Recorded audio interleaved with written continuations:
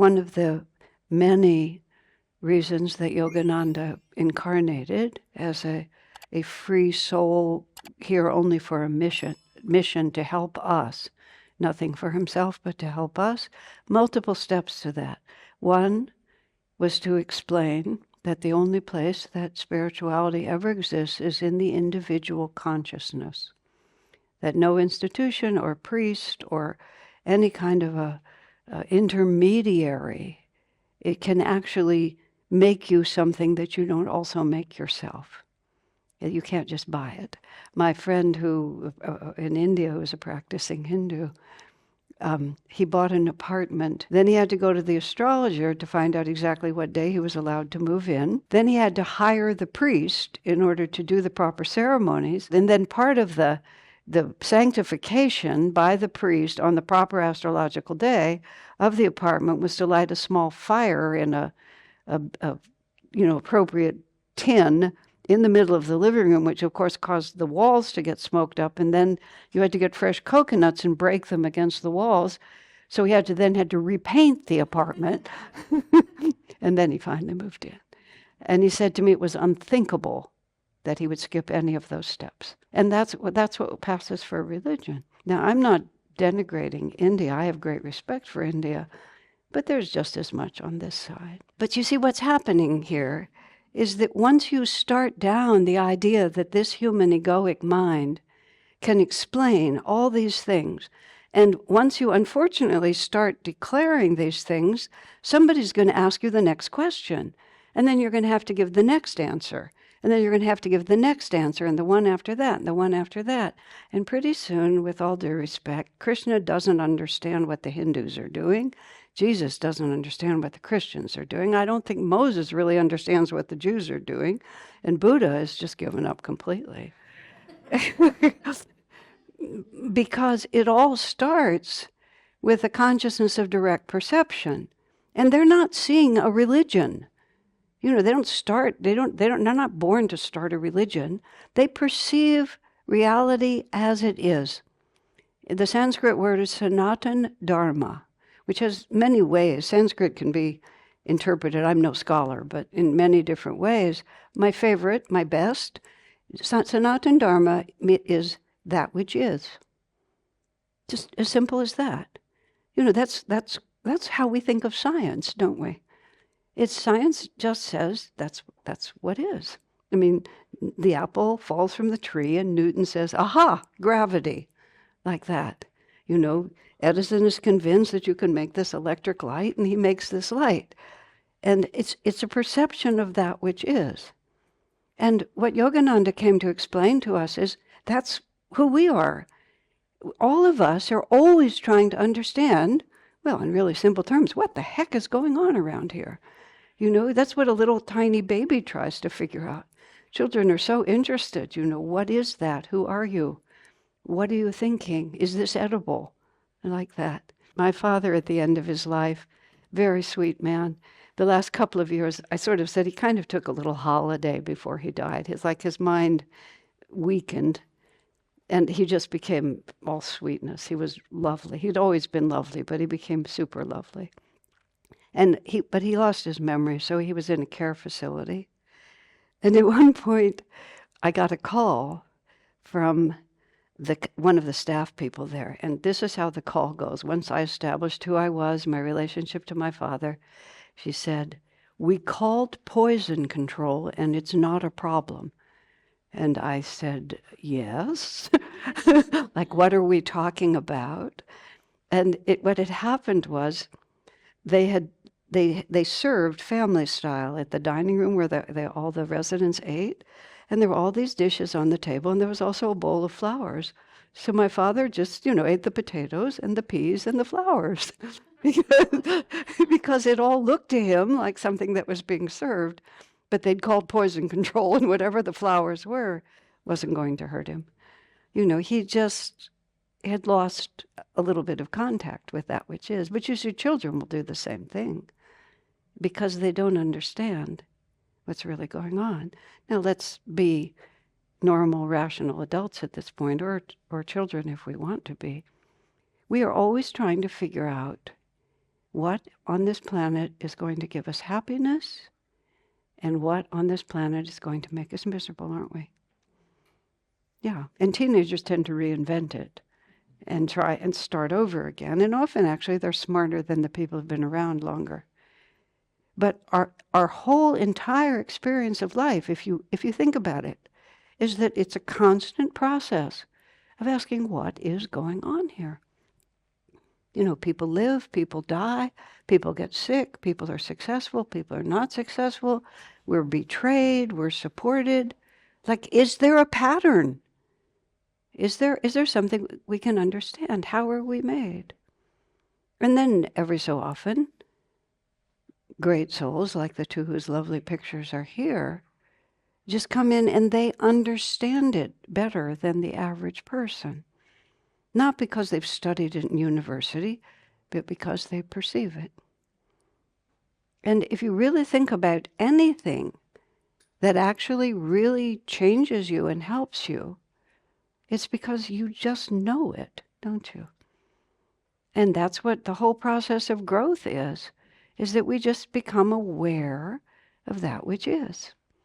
How many times do we go through denial, and then all of a sudden we wake up out of our pretend world, and we're beginning to understand that which is. Every single thing that you consider to be growth, starting from children, is just an increase of awareness of that which is. I love watching little children when they first are old enough to hold a spoon. Now, you know, we all have learned, you know, that this is my mouth and this is where the food goes. Here's the food on the spoon, and we have a very coordinated process by this, right? The children don't. You know, they put it on their forehead, they put it on the side of their head, then they feed it to the dog. I mean, there's all kinds of things that you do until they discover that which is. We're not really different. And the masters who have a much more profound idea, they come to tell us. And then religion comes a long time later, because people try to put it in order, and sometimes then they want to get rich or powerful, and they begin to change it. And then they actually do get rich and powerful, which changes everything. And then someone new comes along and says, wait a minute, that's what Yogananda did. Meditation, inner reality, and they come to bring us a new story. They're just as simple as that, to bring it back. I was saying that Yogananda came to teach a few very specific things. He came to bring esoteric science of meditation out of the caves in the mountains and bring it into the streets of the West and the East. The understanding that all life is a spiritual journey, and our entire purpose is to attune ourselves to a higher reality. And it's not a question of what you call it or what denomination or what master you follow. It's understanding that basic principle that my consciousness is my responsibility, and there are scientific specific ways that I can work to expand my understanding, to increase my happiness, to develop my intuition, to give me health and courage, all of these things. And this is the science of meditation, which simply means ever-increasing inner awareness. He also came to teach that Divine Mother, to bring to the Western world especially, the idea that Divine Mother is an expression as equally valid as talking about Heavenly Father, not because it's time for women to stand up for themselves, and being a female I can be a little more resistant to that in some ways, but because the image of God in the motherly form speaks of love and compassion and kindness. And in fact, even though Jesus at the time, because he was working at a time with a very masculine father, God was the judge. So in order for him to advance people's understanding of God as a loving force, because God was such a fierce judge at the time that Jesus incarnated to the Jewish people, he could only bring it as far as the Father. And that's why he would say things like, if you ask of your Father a loaf of bread, will he give you a stone? And he tells the story of the prodigal son, where even if you've repudiated everything and squandered your inheritance, when you return to the Father will embrace you. These are just ways of trying to use human language to give us an intuitive understanding of something that's way beyond human language. But he actually brought it all the way to the feminine, but he didn't speak of it in gender terms. He promised, after I am gone, I will send you the Comforter. Think about that for a minute. If you're going to make a synonym, not for mother like the physical mother you've known, but for the ideal of perfect mother love, what would you call it? You would call it the Comforter, wouldn't you? I was 8 years old. No, 8. I wasn't 8. I was 6. No, 7 probably. My parents sent me to sleepaway camp. And I was the youngest child in the camp, but I've always had a good mouth on me, so I was cute. And I was sort of the pet of the whole camp, but I was younger than most of the children there and couldn't quite do a lot of the things that the children did. And they made these pot holders. They had this sort of loom thing, and you had these stretchy rubber bands that you put on this little loom, and then you wove these things together and made these pot holders. Whatever it was beyond a 7-year-old or this 7-year-old to do. So then comes parent weekend, and all the parents are going to come to visit, and all the children have little hooks on their bunks, and they hang the pot holders that they made. But I didn't have any pot holders. However, the girl who was sleeping just above me had quite a few. So I took a couple of hers and put them on mine. This is the child brain. Like, you really think you're going to get away with this? Of course, she saw that I had taken hers, and there was a certain brouhaha going on, and I'm there, and my parents are there, and by now I'm very upset. And I kept saying through my tears, they fell. The child brain is amazing. They fell. And all of that. I was raised in an extremely ethical family by parents who really respected me, so I wasn't at all afraid of them. But my family, you did not lie. You took the consequences. And so here I'm just blatantly lying to my parents. And it's what's so interesting to me about this whole thing, which happened decades and decades ago. I'm sure my parents must have reprimanded me, because they would. I'd stolen her pot holders and claimed them to be my own. This is really a big no-no.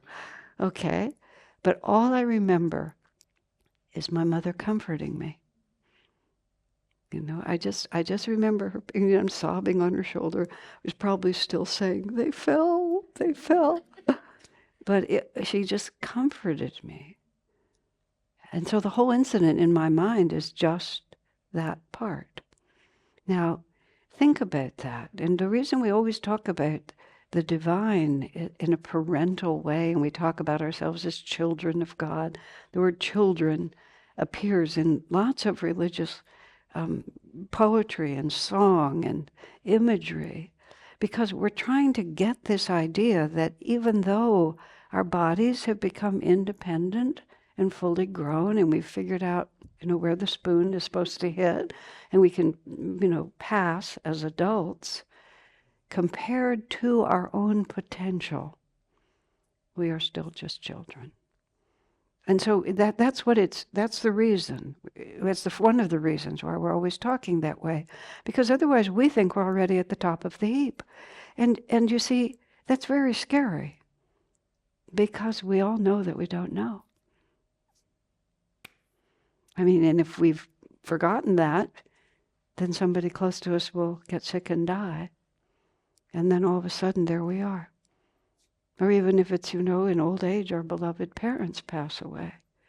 But there's just this huge mystery. We are children in the face of that mystery, which brings us to our evening, turbulent times. I'm sure you don't follow American politics. Please don't follow American politics. It's a nightmare. We're watching our whole political legal system be dismantled in a matter of months, and there's just seeming an inexorable force that's just taking it in that direction. As I understand that you all are having your own adventures here, everywhere in the world, and we already have violent, terrible wars going on in lots of places. And I would love to tell you, oh no, it's not going to get worse. We're almost through it. It's going to get better. But unfortunately, Yogananda, whose wisdom I have learned to trust, and many of you may have learned to trust, he emphatically announced in 1950, he passed away in 1952. In 1950, he warned that there are two, incompatible forces that are really happening on the planet right at this time, and it will reconcile in favor of the light, but it will not reconcile without some explosive results. And there's many different ways to define this. And the fundamental one is over the last many years, generation or two, we've just become more and more materialistic, not only in terms of greed, which is not a good thing to be doing. I'm not talking about you. I'm talking about global trends. The sort of self-aggrandizement, how much is enough? And it's a very simple question, how much is enough? And this profound belief that if we can just get more and more of materialistic power and possessions, that somehow we'll finally be safe. Because everything everybody does is that we're looking for security, we're looking for happiness, and there's just this tremendous, and it's not just materialistic in terms of acquisition, it's also just thinking of life as a materialistic experience. Because we've lost faith, and appropriately so, in religious practices that just don't make any sense in terms of science and the greater understandings that we all have. The opportunity to see each other, all different tribes and cultures and languages. We so effortlessly move around. And plus, with all the migration that you see on the planet, your neighbor is somebody who's very, very different from you, very different. In that neighborhood that I live in, and I'm part of a community, Palo Alto, California. Every year at Christmas time, we go Christmas caroling.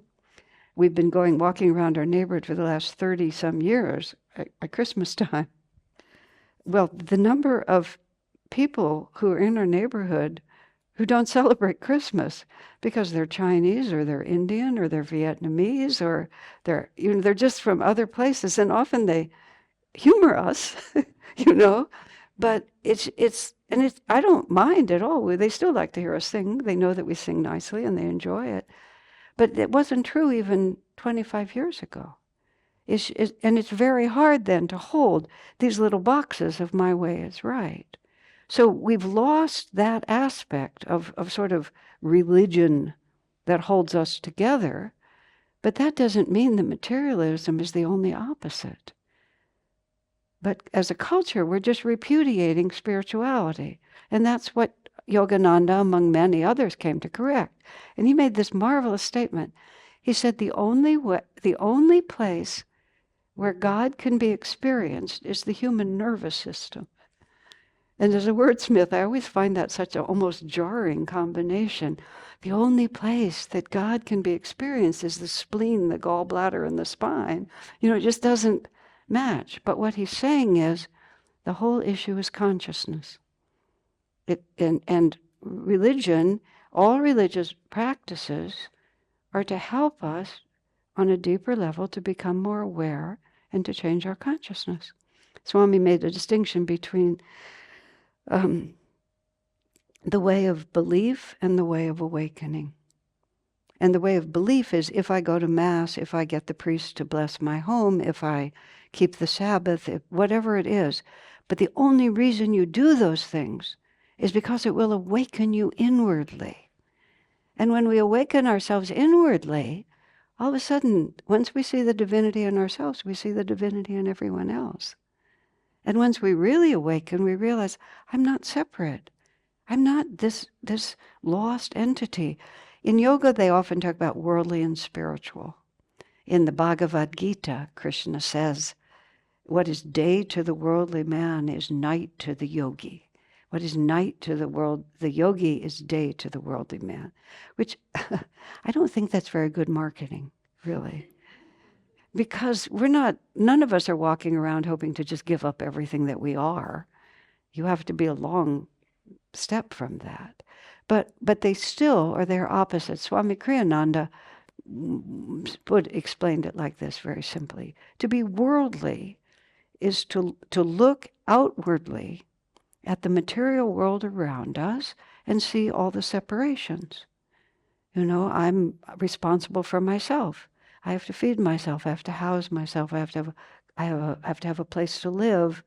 I need companions. I want to have friends. It's like everything emanates from my own experience, doesn't it? And when we look out and see separateness, even if we're not conscious of it, we naturally become a little insecure. And so we become very ready, to take care of ourselves. And we're always just a little bit on edge, checking the stock market to see if we have more or less money today than we did yesterday. Wondering if our kids are going to do well enough. Who's going to take care of me in my old age? Am I going to get ahead at my job or am I going to lose it? What about my health? Just think about it. How much of our time is that story? And that's what worldly is, to think that I, by myself, get it all organized and then I'm safe. Everything you do to increase your happiness, to lessen your suffering. That's every decision that you ever make. That's what we think. So we're always affirming that which is, our perception of that which is, right? If I think I'm separate, I have to work hard for myself. The opposite of that, what Swami says, the devotee, the one who recognizes that I am part of the fabric of creation. I know that there is a divine mother who will comfort me. I know there is a heavenly Father who will guide me. These are just images we use to attune ourselves to realities that are there, that which is. All of us, likely, at some point or another, have had a transcendent moment. Often, I've never given birth to children, but I've often been told by parents, when that baby comes into your hand, comes into your arms, you understand what love is finally. My friend, he raised 4 children. 2 of them were his biological children. And when he started with the older 2, he didn't see them as babies. But when his first baby was born, he swore he would not be one of those fathers who made a total fool of himself. He said as soon as that baby was handed to him, anything that would make that baby laugh or smile, he was as bad as any parent he had ever seen, utterly shamelessly. The only thing that mattered was. And he also said, it was very interesting because he was a long-time devotee at that point. He said, I used to think I was a pretty unselfish guy, which he was. He said, I had no idea what selflessness was until I was responsible for that baby. And then I realized it just means I don't matter at all. But it wasn't a diminution. It was a joyous expansion. And that's why we're so compelled to have children, because we long for that. And also God wants us to have that experience. Divine Mother knows. You find out what it is to be a mother or a father, then you'll understand me, Divine Mother. I mean, we're personifying all this, but we're personifying it. We're giving it images because it gives words to what we know. I recently had about 5 or 6 weeks, I was working on a book, and I was by myself in the forest.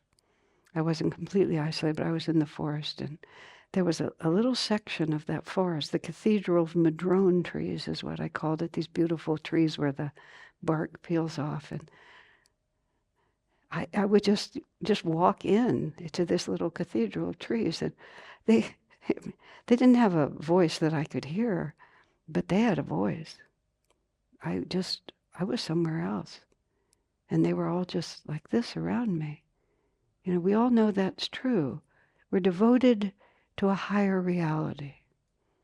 And we know that reality is there, and every so often it breaks through and it makes everything else trivial.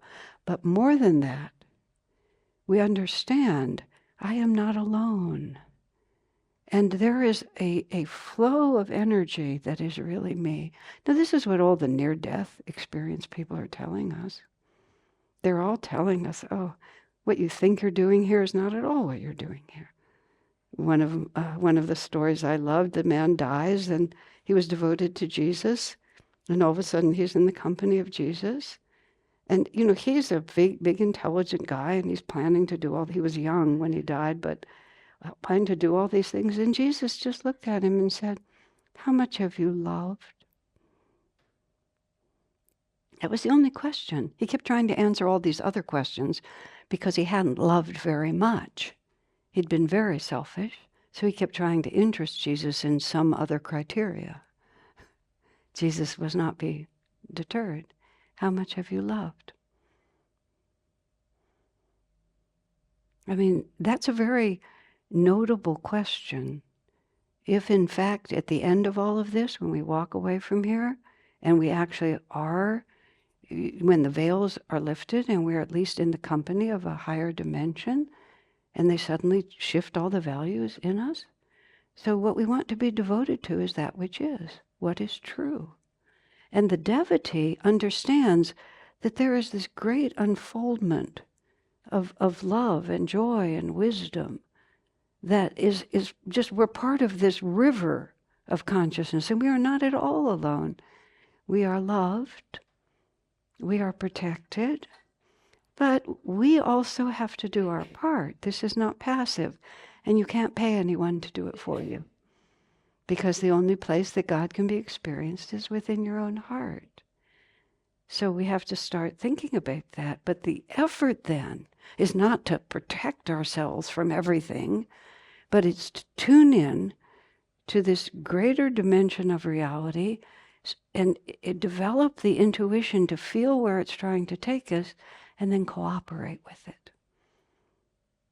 Just cooperate with it. And right now on this planet, there are these two realities working together. There's those who have gotten really big at being themselves, just being themselves and being in front of the cameras and doing this and getting in the newspaper and sending armies to kill other people and expanding their territory. I mean, it's childish, but it's no joke.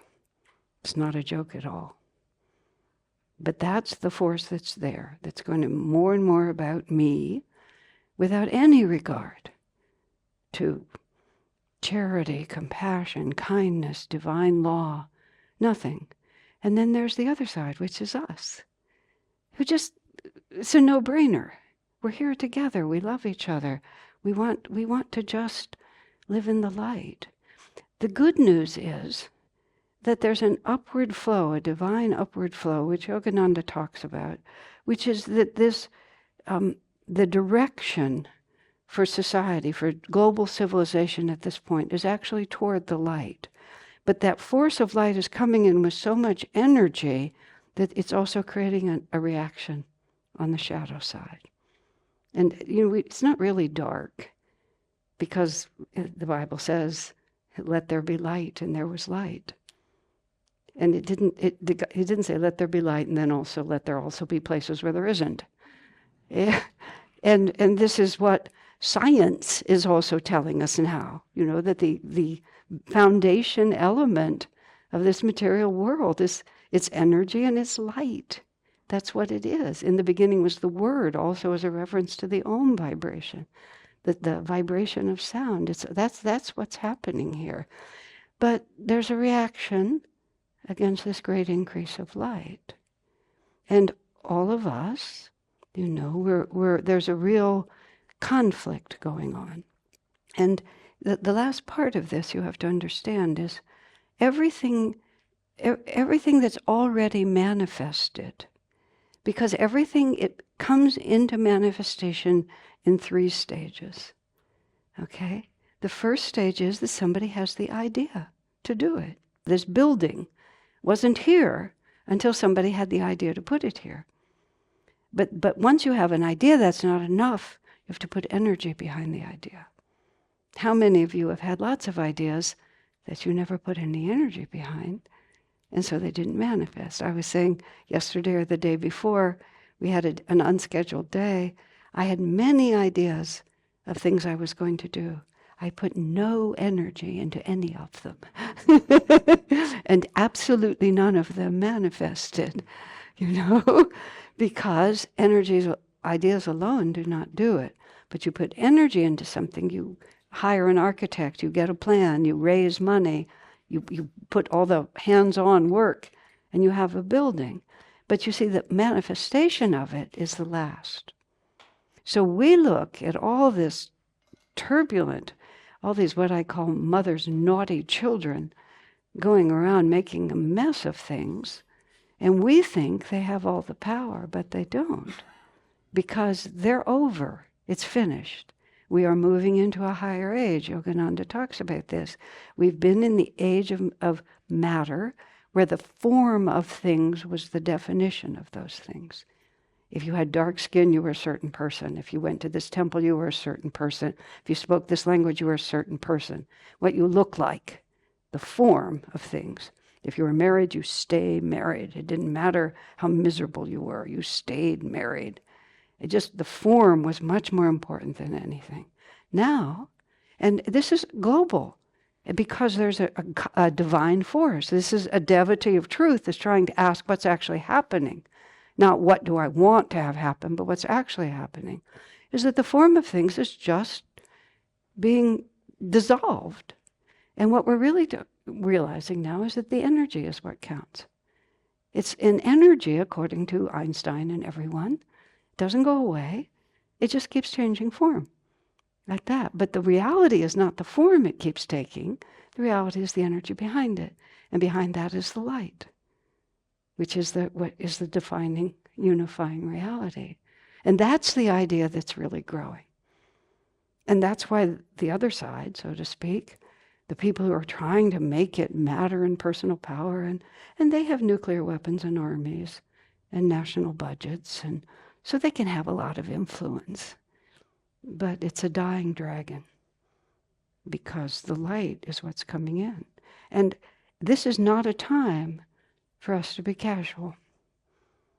It's not a time. We have a responsibility. We've had many incarnations, and between our incarnations, as all the near-death people are telling us, we chat with our guardian angels, and we talk about what karma I have to work out next and where I'm going to work it out. So we were born for these times because we thought we could be serviceful, and that we thought also this particular turbulent transition would also serve our well-being, because we have many things to learn. That's what we're doing. We're increasing our awareness. We are children compared to the masters, but just like children will grow into adults and nothing can stop them, doesn't matter whether it's a positive or negative situation, they just keep growing up to adults. I asked my sweet mother once, what was the happiest time of your life? When you three children were small and you belonged to me, which was so dear, and it touched me, and also, it's a little poignant, because she couldn't keep us little all the time, because we were going to grow. And that's us. We're going to grow. So it's not a question of whether we will gradually increase our awareness. It's a question of whether we will cooperate and embrace that. But of course, a lot of times when you have to grow, you have to give up what you're already attached to, and you have to face into realities that you're afraid of. How many little children, when it's time to go to school, I'm not going to go to school. Oh, I love this one. This little girl, she had heard a lot of stories about how Mother Mary appeared to children who were in the fields tending the sheep. So when she was like 6 or 7 years old, this was Krishna Bhai, she told her mother that she didn't really want to go to school anymore, because she just wanted to become a sheep herder, because her goal in life was to have a vision of Mother Mary, and it seemed the odds were better if she was in the pasture tending sheep, and her physical mother, who favored her wanting to have a vision of Mother Mary, that seems like a good ambition. But still, she had to explain to her that it wasn't really going to work that way. Or the child says, I'm not going to go to school. Well, dear, you're going to have to grow up. You're going to have to get a job. No, I won't. I'm just going to live with you, Mommy, for the rest of my life. Not likely. So we often are forced to rise to occasions that we would rather not have to rise to. And so that's often what forces us to ask the question, what is the purpose of this life? Why am I here? Because our first impulse is ease and pleasure. That's what'll make me happy, easy and pleasurable. But speaking of mothers and fathers, if you just protect your child from ever having to face and learn anything, is that real love? You can just ruin your child's life by protecting them. So Divine Mother loves us too much. The Comforter loves us too much. The Father is too wise and says, no, you have to go to school. You have to face it. And that's what we're doing here. This is what all the near-death people are telling us. How much did you love? What courage did you have? Were you a devotee of truth, or were you just trying to build a fort out of these little toy blocks that is the world around us? No, what are we really doing here? And we chose to be born here because it would be difficult. And Yogananda often spoke of how difficult it would be for one reason, which is now is the time to anchor yourself in the Spirit. And that is the only answer. Because if, as is likely, the things that he said, that Mother Mary of Medjugorje said, that Mother Mary of Fatima said, that Padre Pio in Italy said, that Maria, whose name I wish I could remember, in Venezuela has said it, and countless other Indian sages, because it's pretty hard not to see it right now. It's like times are changing, and now is the time. Because the only reason these turbulent times are happening is because our civilization is totally out of balance. And we just need to bring it around again. And after all of this happens, we're going to be so relieved and just so happy to be back into a natural flow of less abundance. Speaking of the United States, Yogananda said, we'd have much less money, but we'd be much happier. Because that's where, but now is the time. And he also said the purpose of all of this is to reawaken people to the reality of divinity, our own divinity, the divinity of others, and the divine purpose through this life. To really stitch together all those transcendent moments by deliberate personal practice and understanding, so that we can live in the light. And that even if the shadow challenges us, we will have the inner capacity to experience the light. And there are countless stories that you can read. For years in my life, I would just read one story after another of people having to face horrific circumstances and still triumph. I don't know why I was doing it, but, there's no question. I'm terrified. I was terrified. Do I have the strength just to live my own life? Just the little things that I have to do. So I love to read heroic stories because it opened me to the possibility of the human spirit, especially when that human spirit is anchored in God. And that's how we're going to make it through, friends. And the more you are already leaning that way. See, the reason hard times come is because people need a kick. Think about your own life. Are the worst things that happen to you are often the best things that happen to you. It's so annoying to admit that, isn't it? Just infuriates me. It infuriates me on the front side of it. I had a very difficult situation, and it was like having a tantrum because I knew it was going to be good for me. And I was just so annoyed because I knew it was going to be really challenging, which it was. But once I got to the other side of it, I wouldn't have traded it for anything. So, how big can that truth be? How many things did we not know until we knew them? And how many things are we going to learn? And now is the time.